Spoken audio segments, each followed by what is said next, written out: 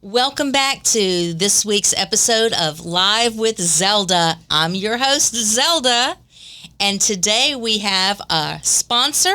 Our sponsor is Legacy Realty Group, North Florida. So we thank them for their sponsorship. Yay! Today I have a really good show for you. I have Chrissy Dullano. She is a owner of, well, she's not a owner, she is the owner of All for Pets. She is a certified pet trainer. I guess that would be a dog trainer. Yep. And she is certified as an AKC evaluator, dog evaluator. A certified positive reinforcement dog trainer. Okay, we're going to talk about all that. And she's got the Victoria Stilwell Academy certification for training credentials. She is a certified dog groomer. She dog walks, pet sits, and she just opened up a canine activity center that we'll talk about that. Yes, isn't that awesome? Can't wait. And she has graduated and received her MBA from the University of South Florida. I went there for a year. You got it. I went there. You got it. So, Chrissy, disclaimer, she helped me train my dog, Poppy. So we'll probably be talking about my crazy dog, Poppy. Can't wait. Can't wait. So, how did you get involved? What did you do before you were on all this pet stuff, and how did you get involved in pets? So I have always been involved with pets my entire life, even farm animals, horses even, and it started as a kid, and then as I eventually grew up, went into a regular corporate America career. Things happened, things changed, and I started to follow my passion and follow my love. I started with a small little business, just pet sitting and dog walking, and evolved, grew, and now here I am into the real deal. Yes, you are. You are. She is the real deal. She is the real deal. So tell me a little bit about this Victoria Stilwell Academy. Because I saw you had a video of it. Yes. Have you ever seen the TV show It's Me or the Dog? Yes. Aired for 7-ish years, give or take a year, in early 2000s. Mm-hmm. She created her own academy so she can teach trainers how to train dogs. And that's where I went, and that's where I graduated, and I love it. So how long have you been training? I have been training, I've lost track now. Let's go with several years. Several years? I've lost track. At least a year and a half. Pup of a woman. My dog is a year and a half, so at least a year and a half. Yes, several years now. Yes, several years. Absolutely. It's funny because whenever I went into a pet store and they have the pet training going on, I'll watch them and I'll say, they're not doing it right. Well, and I will say there's a pretty significant difference between teaching group classes and then teaching private in-home sessions. I gotcha. So I tell me about, well, that's how you got started. So what I wanted to find out here is, what's the best way to interview and hire a trainer? That is a fantastic question. And note, I am trying to hire. So I really, truly, in my heart of hearts, feel that I need them to have some sort of academic background and academic credentials. So many trainers are experience-based, which means they are learning from another trainer, and then that trainer's learning from another trainer, and that trainer's learning from another trainer. I love experience. You cannot be anything like experience, but I also feel like I started training with experience only. Then I went into academics later, and boy, was my world, my dog training world, completely changed. So when I'm hiring, I look for experience, but more importantly, academics. Did they go to school somewhere? Did they get some academy training somewhere? Do they have that learning theory, and do they have that dog psychology true training behind it? What do you mean by the dog psychology? So there are all kinds of behind the scenes things that dog trainers have to do and have to put together when trying to modify dog behavior, trying to communicate to a dog. And again, it comes down to people training too, but us as trainers have to know what the dog feels, thinks, behaves, body language, all kinds of stuff. And it doesn't just happen overnight, and it doesn't just happen by experience. It also comes from a whole cognitive science ability. So you mentioned you have to know how the dog is thinking. I'm curious, there are breed restrictions and things like that. Are there specific behaviors that really are known to just this? Like I have a terrier, and whenever she does something that's terrier-like, they go, "Oh, that's the terrier in her." Is that really a thing? It can be a thing. It can be. I don't like to, so to speak, lack of a better term, like discriminate per breed. Let's take digging for an example. Mm-hmm. It can be very instinctual. It can be very breed-driven, but it also doesn't have to be breed-driven. It could be driven by something else. And you can train them to not do whatever that behavior is. 1,000%. Yes. Yeah. So let's talk for a second about something that I see happening a lot, or when I was looking to hire, the thing that I saw was something I really didn't like, shock collars. Talk to us about those. Because I know that a lot of times if you a lot of people will send their dog to a dog trainer. You don't see your dog for a couple of weeks or even a couple of months. Mm-hmm. And so you don't really know what's going on. And I have a feeling they're just shocking the heck out of those dogs. That's but I could be wrong. Nope. There's always a behind the scenes things. My biggest, I guess, recommendation or suggestion would be when you're looking for, let's say, such a place or such a trainer. Number one, always ask for their credentials. Mm-hmm. And then number two, ask the why. If a trainer or a place is saying, well, I can get your dog to do this and I can get your dog to do that, don't forget to ask the why or the how. How do you get them to do that? How do you get them to achieve your desired behaviors? I think What is the answer usually going to be for these shock places?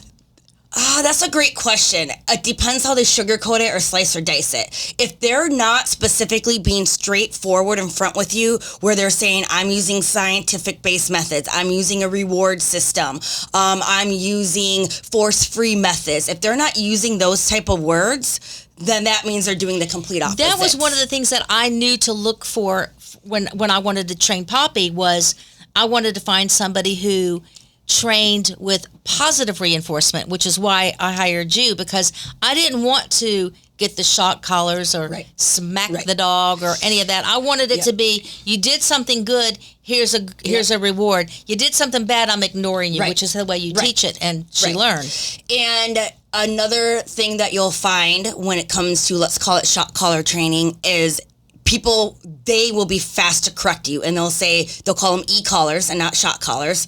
Tomato to me.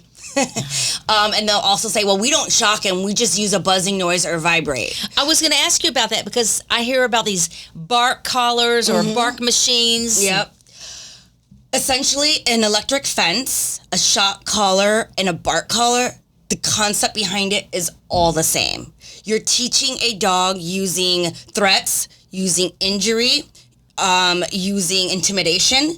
So it's all opposite of positive reinforcement. So what is the best way to train a dog? How do you train a dog with positive reinforcement? So you reward your desired behavior. Rewarded behavior gets repeated. Your repeated behavior will get you your results. So if you reward your desired behavior, they will likely repeat it over and over and over, and now you have your results versus the other methods out there. Think of it as like you're constantly telling your dog, no, no, no, no, no. Okay, well, great. I understand what you don't want me to do, but show me what you want me to do instead. So that's what positive reinforcement is. In theory, again, going back to academics, dog training, is quadrants. There's four quadrants, and that's a whole scientific method down a rabbit hole that I don't want to confuse people with, but essentially positive reinforcement and then the opposite. So what is probably the first thing that people need to teach or we need to know? I think in my head, we're not training the dog is training us, basically, or something like that. But what is the first thing that you should teach your dog, and at what age should you start teaching your dog? So I would always say you start training day one. Even if it's an older dog. Even if it's an older dog. Old dogs can learn new tricks, and I have plenty of proof of that. But it doesn't matter if it's an adult rescue dog, a senior dog, or a tiny baby puppy at 8 weeks old. I always recommend, if possible, try to never have a puppy before 8 weeks old. Thereabouts. But the first thing you should always teach your dog is to pay attention, looking at you in eye contact, creating eye contact. That should be the number one thing. Poppy is great. I do this, and she knows to look me in the eye. It's like, yeah, thank you. She looks me in the eye. It helps refocus them. It helps redirect them. It helps your open line of communication between each other. Always number one. Yes. So what is it that you can give us for a tip for dog park etiquette? Ooh, lovely. Oh my gosh. How about if I tell you a story instead? Yes. I mean, I could honestly go down a whole rabbit hole with dog park etiquettes, like stay off your phones, clean up after your dog, intrude when you have to. Don't go with the theory of, let them just figure it out. So those are some things, but I got a story about tell us dog the story. park etiquettes. So I have seen and it's becoming more and more common, where dogs will come in the park with prong collars on. Now, prong collars is a type of a collar where prongs go into the neck, and every time the dog pulls, it's being injured, and then when they stop pulling, it releases it. Well, let's just say, good, bad, or indifferent, they are a walking tool, and they should not be used when a dog is trying to have fun and play. Well, I have seen it where as dogs naturally play, and they scruffle on the neck, and they're messing around, and nippy-bitey on the neck, and they're all playing and having a good time and rolling over, and the dog's lip gets caught on the prong and punctures right through a different dog's lip on a dog's prong collar. So, dog park etiquettes: do not come in with a retractable leash. Do not come in with a choke chain or a prong collar. And pay attention to your dog, and please clean up after them. The dog parks that we go to, they'll point out that your dog is doing their business. So we're like that. But the other day, I was shocked when I got to the dog park, and there was one other fella there with his dog, and I said, and it was a bigger dog. And my dog loves the big dog. She doesn't know that she's not a big dog, and she can keep up with them. Yep. And he goes, she's very friendly, except she is in heat.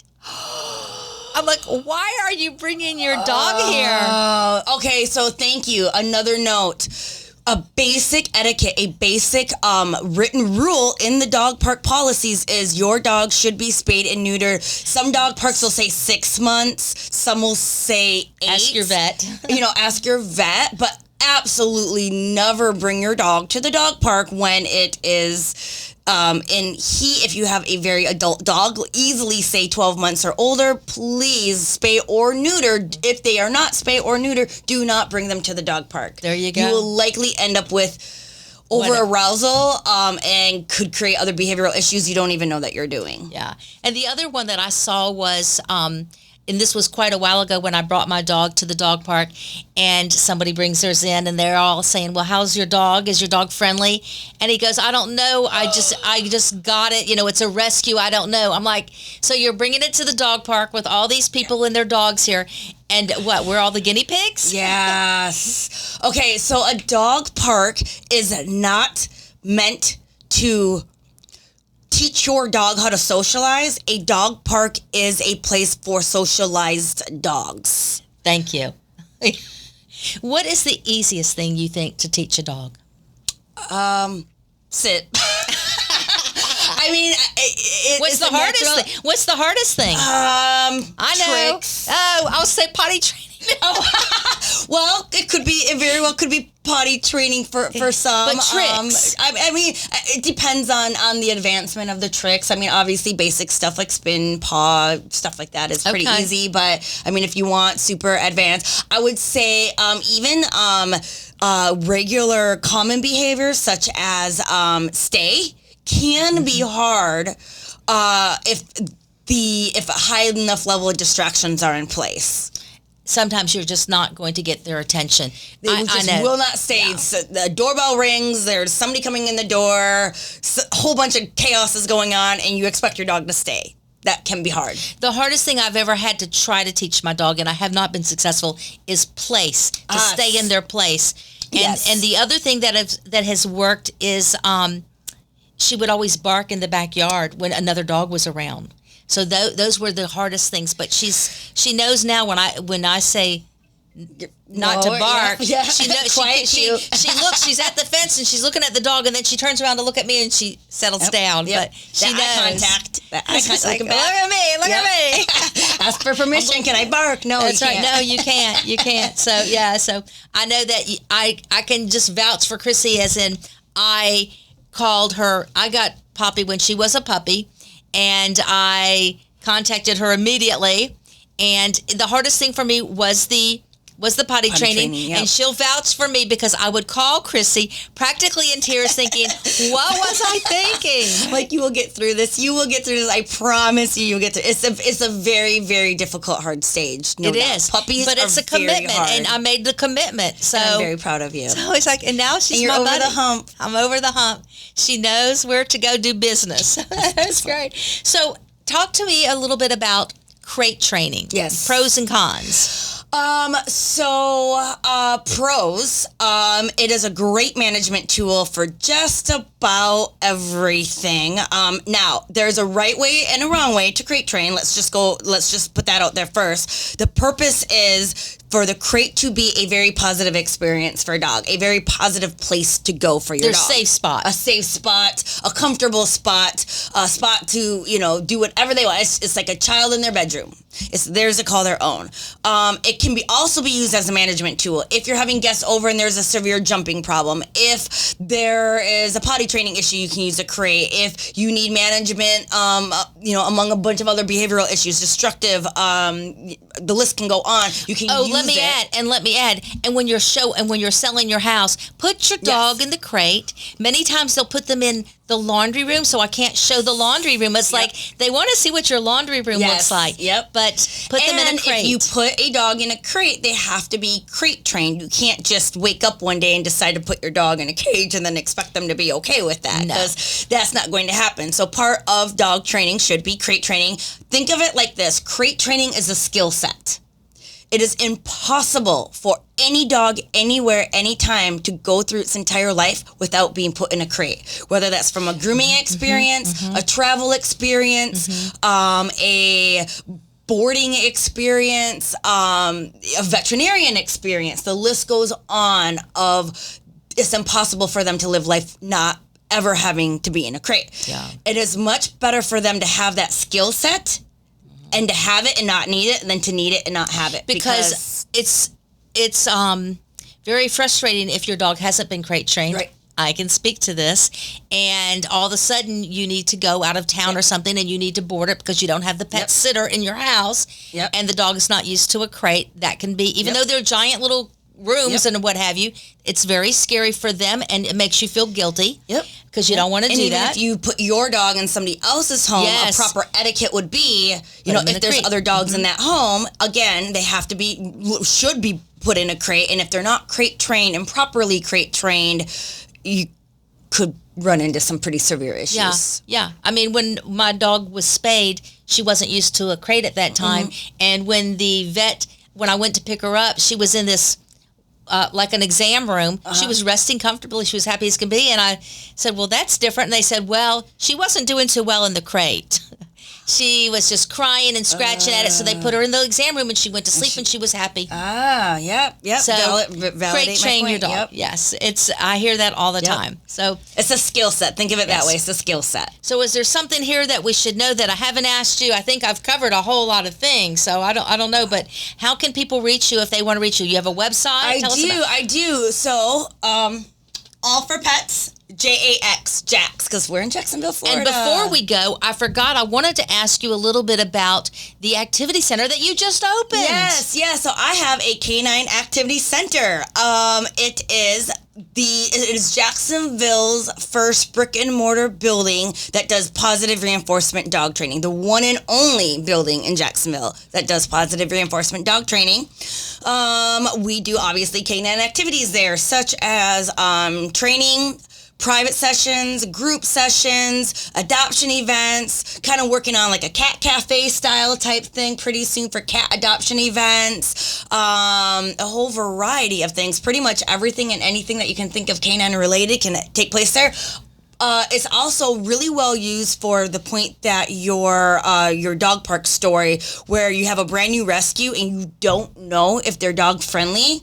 This is a very, very perfect center where we can come and test that and check that out.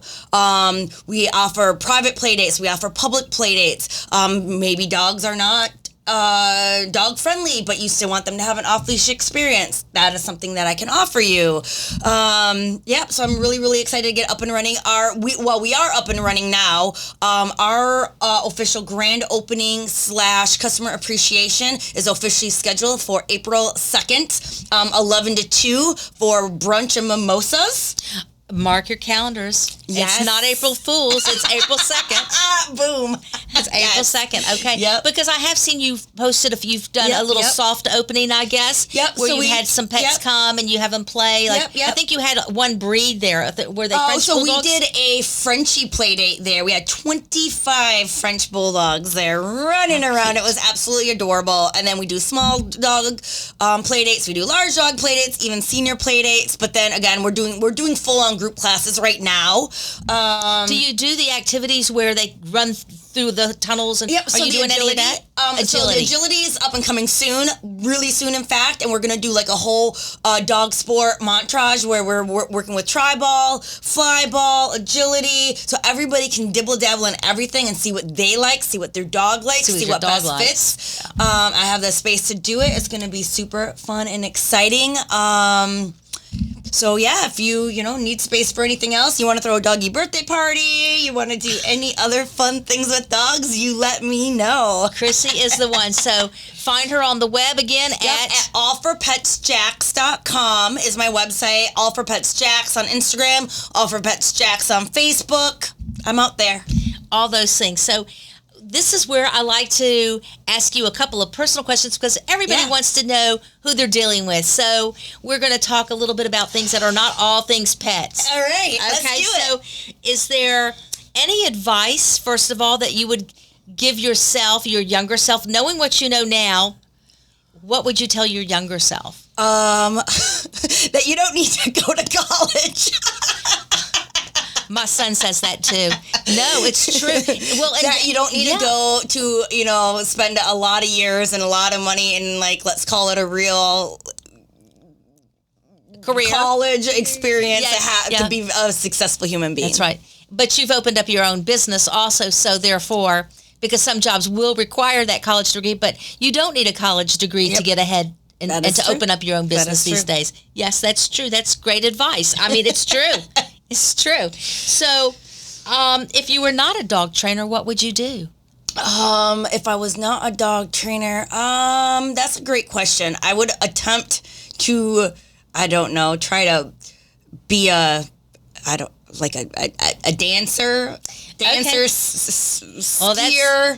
dancer, skier, ice skater, something. Well, you are from up north. Okay. I am from up north. You are from up north, so there you go. And let's see what else I wanted to ask you. Do you have a talent that you wish you had that you don't have? Oh, gosh. Well, I tell myself every day that I'm a great dancer, but... So it's a talent that you really don't have. But it's a talent that I really don't have that I wish I had and I fake that I have. Oh, that's funny. That's funny. It's like, I know not to get on a dance floor. You'll see me act a fool on my Instagram videos. Oh, that's funny. That's funny. You do great little videos online and all that. I watch them. So anyway, thank you, Chrissy, for being here and telling us all about All for Pets. I appreciate Find her it. if you have a pet, you have a question about a pet, want to train them, pet sit them, anything. Yep. And the reason I name my business All Fur, F-U-R, All Fur Pets, is literally because I do what I do all for the pets. That's so cool. That's cool. Well, thank you again, Chrissy, for being on our show. And again, we were sponsored this week by Legacy Realty Group, North Florida. And if you have any real estate questions, I'm the one to call. I am Zelda. You can find me on the web at gozelda.com. Oh, and by the way, I'm never too busy for your referrals. See you next time. Thank you, Zelda, for having me.